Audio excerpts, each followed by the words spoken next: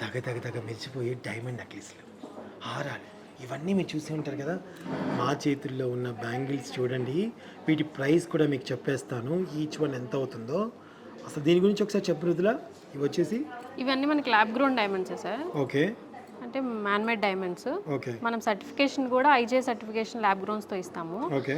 Each diamond bangle వచ్చేసరికి మనకి 4 lakhs పడుతుంది సార్. ఓ చూసారా, జిఎస్టీతో కలుపుకో, జిఎస్టీ అన్ని జిఎస్టీ 3% యాడ్ అవుతుంది. ఎగ్జాక్ట్ అయితే సార్ ఒక బ్యాంగిల్ 3,91,863 రూపీస్ పడుతుంది. ఓకే.